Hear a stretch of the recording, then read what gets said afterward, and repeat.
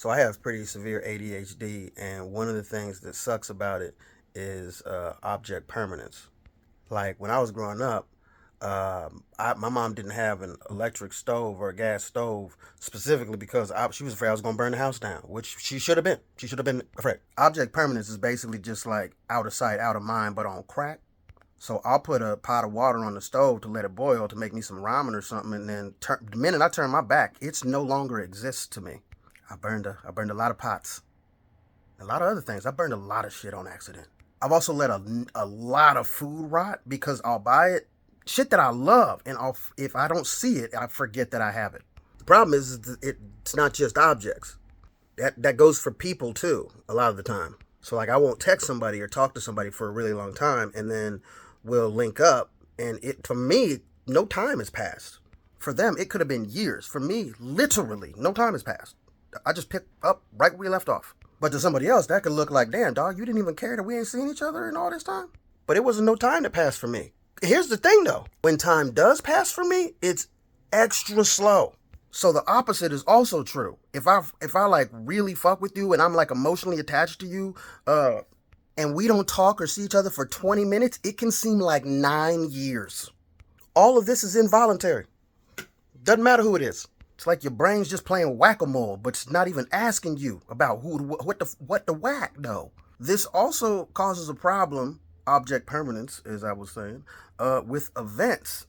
Like I don't get the same joy from finishing a thing as I do from doing a thing that I want to do. Like for me personally, I feel the most like a comedian when I'm on stage. When I get off stage, I don't feel like a comedian anymore until I get back on stage. Like for me, the goal is to do the thing, not to finish the thing. For a lot of people, the end goal, like the end is the goal. It's the place where you get the dopamine. You work out and you work out and you work out and you work out, and then you hit the goal of looking the way you want to look. But for me, that goal of looking the way I want to look does not exist. A lot of people think that it's a problem with motivation with people with ADHD, but the problem isn't the motivation.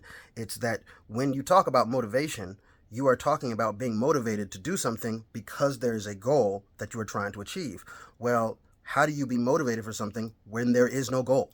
And that's how the ADHD brain works, at least for me. So that's why it's hard for people with ADHD to do things that they don't want to do or that they're not interested in. It's because there exists no goal. It's also why we can do something to 80% and then just stop doing it. It's because the goal was not to finish the thing. The goal was to do the thing, and that's where we get the dopamine. These are hard concepts to grasp, even though I have ADHD. So I can imagine how hard they would be to grasp by somebody who doesn't have ADHD, since ADHD isn't something that you can physically see. If I had a broken leg and I was struggling to get up some steps, you would just notice why I was struggling to get up the steps. You wouldn't be like, fucking move. You know what I mean? You might be. I would. I'm impatient. But your brain would make the connection of what's happening, why I'm struggling. But with ADHD, you can't see the struggle. And since the human brain has to make sense out of things, your initial thought is probably going to be, that person is inept. They're not good. They can't do this thing. They're stupid. They're doing it on purpose. Which does not make you a bad person. It just makes you human. We all do that. We all make assumptions. It's a biological necessity. And then people get mad and, it causes problems and stuff because we internalize it all because we're told, oh, you're doing it wrong, but I don't know how else to do it. It's like I have bad eyes. You know what I mean? It's like somebody just telling me to see better. I'm just like, I can't. I don't know. I can't just see better. And then they just like, well, see, that's because you don't really want it. What the fuck? I have over the years come up with some fixes for that. You see, I have glass tubs. You know what I'm saying? Like a lot of the things in my room you can see visibly. So I don't lose track of shit. I also do meal plans. Like I'm on a little meal plan where they send me like pre-made meals because I'll forget to eat. I'll forget to eat until it's been 18 hours since I ate, and then I'm starving and I don't want to wait, so I'll just order terrible shit because it's easy. One of the funny things about object permanence is like something like this. Say I put this down. I put it down right there.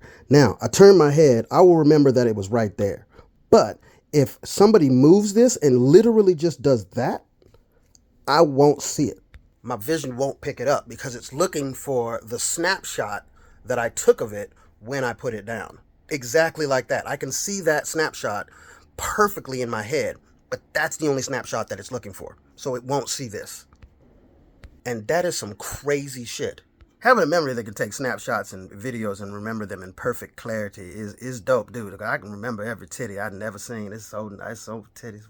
It do be causing some problems though. Luckily, I have a great girlfriend that is very understanding and also squiggly brain, so we match. Yeah, you can feel like you always fucking up around people, which will make you isolate, and then that's not good. So yeah, that's just a little bit about object permanence and ADHD and how I deal with it. You're welcome.